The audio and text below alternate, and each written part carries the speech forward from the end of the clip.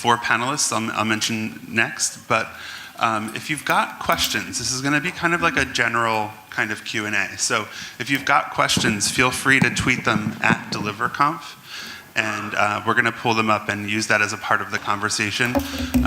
We'll also kind of be around with the microphone as well to keep things going.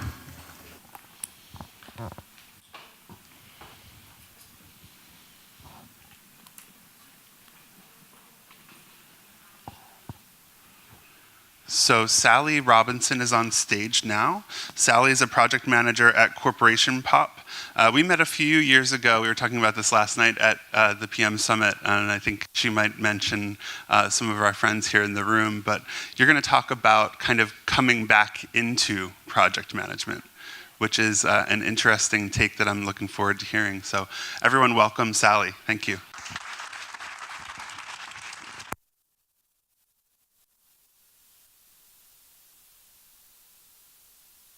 Basically, Rebecca and Sania, both of them were pretty much my personalities that were up here on the stage. So, imposter syndrome. So, yeah, this will come out in the presentation and probably in the delivery. So, please bear with me.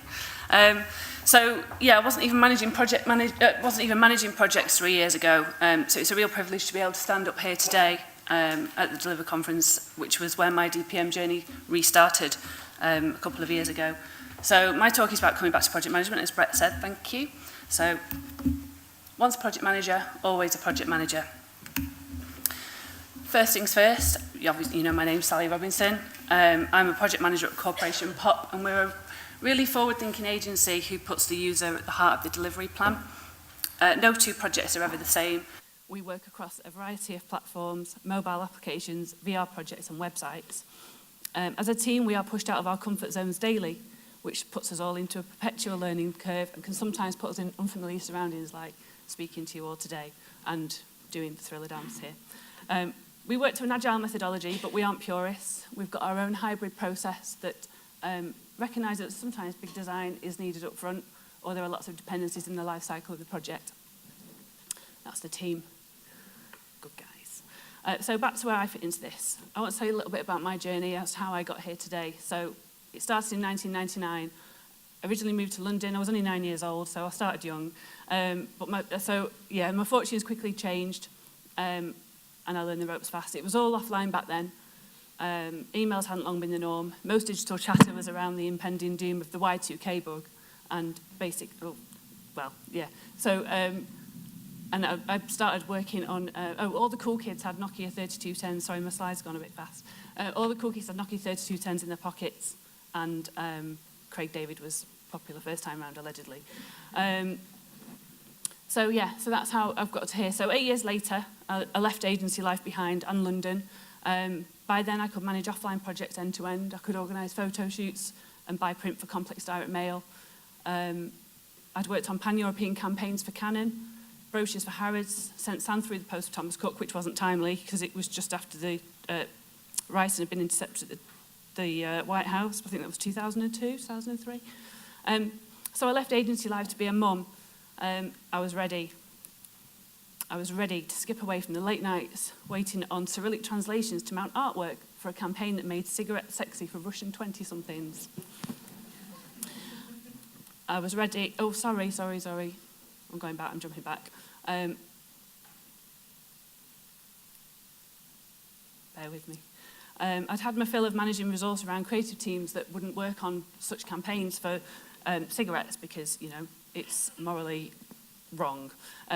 Managing the resource, going back to what Sarah was saying, is, around those kinds of teams who kind of, on top of all the other resource issues that people have, people actually won't work on some of these products because they don't agree with them.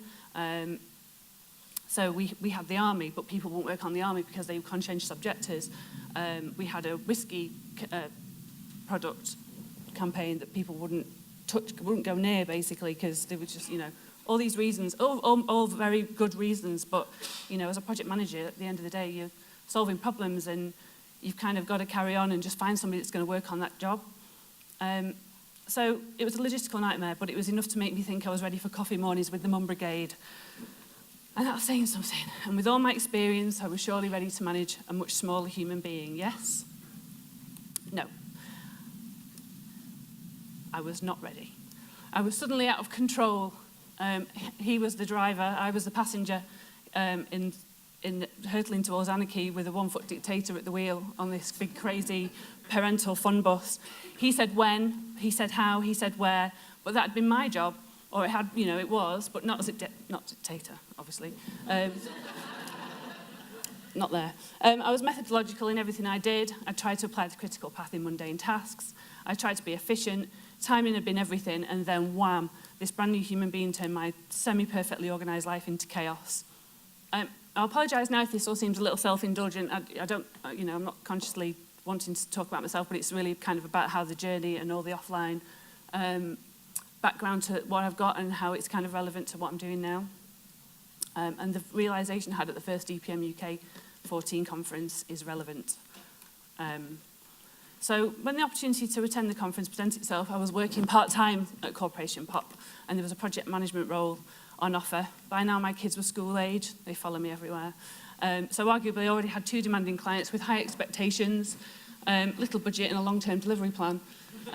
So I was ready to take more on. I had first refusal, but I didn't think I could do it or want to do it, which comes back to the imposter syndrome. And so the conference was a really good starting point. So these are the facts that I absolutely knew before attending the conference 4 years ago. I'd certainly forgotten everything I'd ever learned about project management. It had just gone away, it disappeared. I'd obviously winged it first time round, but was just never found out. So very relevant today. Really good talk. A lot of me was in that talk. And it couldn't possibly fit around family life. So it's not a long list, but I guess they're all fairly critical if I was going to get back into the game. So I went along to DPM UK in 2014 to see if I might have the fire in my belly to help make projects happen, to get a feel for whether I could make the leap to digital projects in an agile environment as a mum returning to full-time work. So one of my main takeaways after attending the conference, the more things change, the more they stay the same. So yeah, going back to some of the years about the tools, all the additional software that we now use and that kind of help make our lives easier or harder, that's new. But pretty much the more things change, the more they stay the same. Okay, a few more things that I've learned from the conference. All PMs have worked with at least one annoying client or product owner.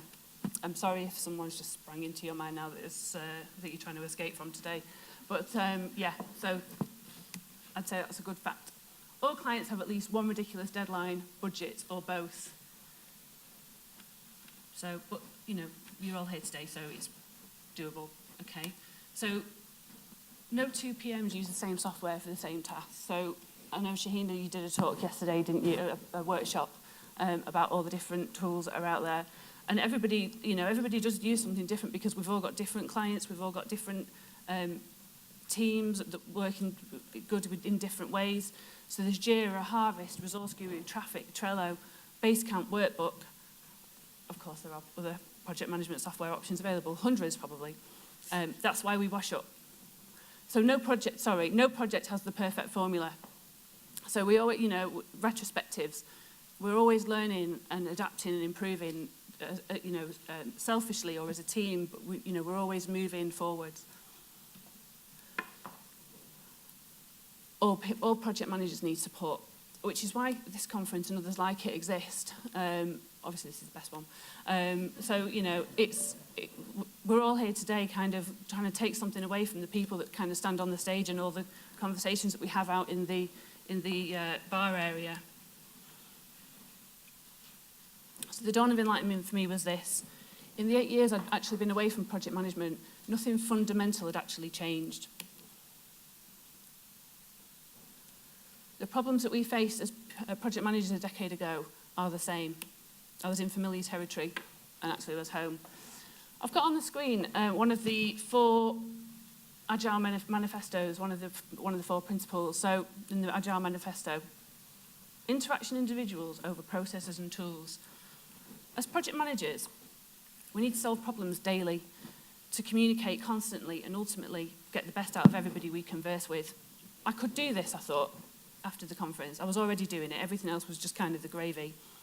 I realised very quickly that I still had the drive and ability that I had pre-kids when I worked in London agencies on offline projects. Back when I had a spring in my step and a Nokia 3210 in my pocket, the principles were the same, but the people and the projects were not. It made me seriously interrogate what it was that I felt I could give to Corporation Pop that wasn't outdated. It certainly couldn't be my evenings, which I so freely gave up in my 20s. I wasn't naive. I was under no illusion that I had 1,000,001 things to learn to get to where I am right now, and I still have 1,000,000 more. Working at Corporation Pop throws up additional challenges as my colleagues throw themselves into new technologies all the time. I've ditched DPI for pixels, scamps for wireframes, and sign-off stickers for acceptance certificates. I've realised that regardless of the project, there'll always be schedules to create, expectations to manage, dramas, highs, lows, frustrations, needy clients, frustrated clients, busy clients, the list goes on. But listening to my potential peers back in 2014 made me feel I could grab the reins again and tackle all these things head on. I could at least give it a whirl. Cut to January 2017, I'm stood here now. I'm a qualified Agile practitioner in a supportive and forward-thinking agency speaking at DeliverConf. I learn so much every day. I have the inspiration from DPM UK to thank for this, from the presenters that year with Brett and Sam, and all the short networking conversations I had in between. It feels good that it's kind of come full circle. Sorry, that's not working at all. If you're thinking there's so much to learn and understand, well, kind of, but take it back to basics, because as long as you're having the right conversations with the right people at the right time, you're halfway there. We learn, we evolve, we adapt. If you are solutions-driven and get a kick out of helping the team deliver, be it waterfall, agile, then it's unlikely that instinct will go away. I've been invited into a DPM forum recently, which Shahina was mentioned again earlier, and on Slack, and Matt, obviously. And I'm relieved to see my peers, people who I deem to be more experienced than myself, asking for advice, and I find that comforting. And the advice, well, it's just that, isn't it? One size certainly doesn't fit all. So, thank you.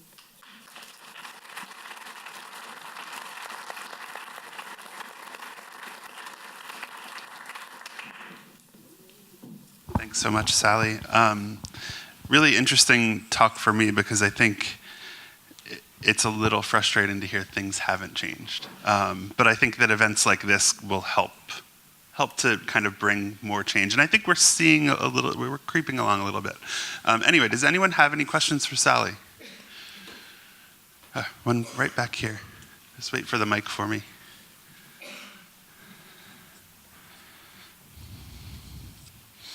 I was just going to ask about how you manage to fit working in an agency around your family life, because they're not necessarily always very compatible things. No, they're not. I do feel really fortunate, actually, because, well, two reasons. Where I work, are really supportive, and I don't work full time, but I'm available pretty much all the time. And my husband, who snuck in just before I started talking, we divvy it up, we share it, and I've got a really good family as well. My parents help out a lot. So when I'm not there, they are, and yeah, I know that's not really easy for everybody else, but yeah. Anyone else? Oh, right here. Hiya, really great talk, really enjoyed it. I have a question as to when you were going back into PM work. Was Corporation Pop your first stop, or did you say no to a few just to find the right agency? Well, I was already there, fortunately. I was working part-time, so I was kind of in that environment, and they knew my background, and they thought maybe one day they might be able to tap into it, and hopefully. So yeah, and then it kind of happened.